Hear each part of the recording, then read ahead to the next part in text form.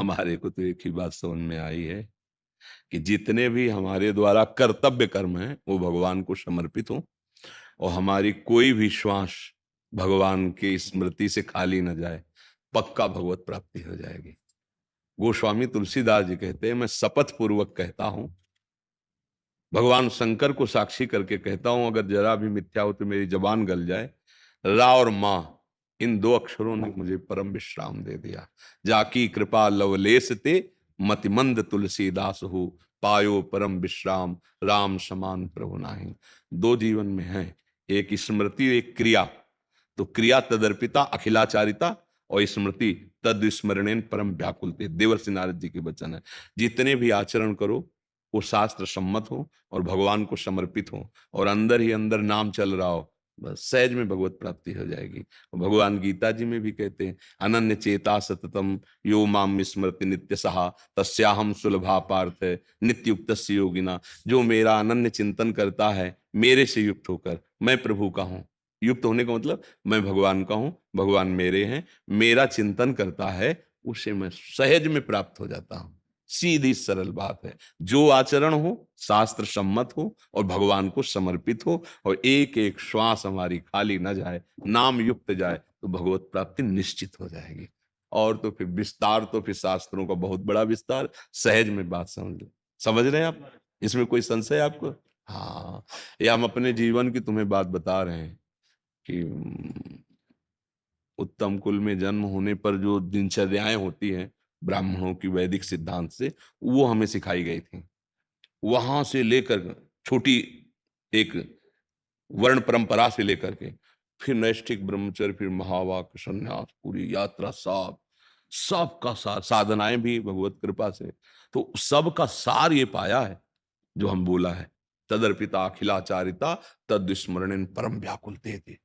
ऐसी स्थिति आ जाए कि भगवान का एक क्षण के विस्मरण हमारे लिए असह्य हो जाए। जैसे मछली को जल से निकालो ना, तड़पने लगती है, ऐसे भगवान को भूलना और मानो मृत्यु जैसा कष्ट लगने लगे, तब समझ लो अब भगवत प्राप्ति होने वाली है। हर आचरण भगवान की प्रसन्नता के लिए, भगवान के अनुकूल करें और नाम स्मरण करें।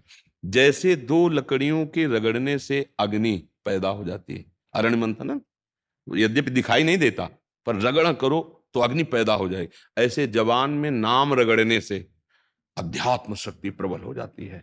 अगर नाम रूपी मणि जी रूपी द्वार पे हो, या जिह्वाग्रे वर्तते नाम तुभ्यम, तो अंदर भी आनंद बाहर भी आनंद, अंदर भी प्रकाश बाहर भी प्रकाश। जीवन का सार है नाम जप करते हुए जो कर्तव्य है, किसानी, व्यापार, नौकरी, जो भी करते हो वो भगवान को समर्पित कर दो। मान लो 8 घंटा ड्यूटी की, भगवान को कि 8 घंटा में जो भी हमसे गलती क्षमा करो, ये 8 घंटा में आपको जो भी स्मरण किया उसके साथ एक कर्म आपको वो कर्म समर्पण आपको भगवत प्राप्ति करा देगा। और नाम स्मरण, नाम स्मरण नहीं चल रहा तो फिर गड़बड़ है।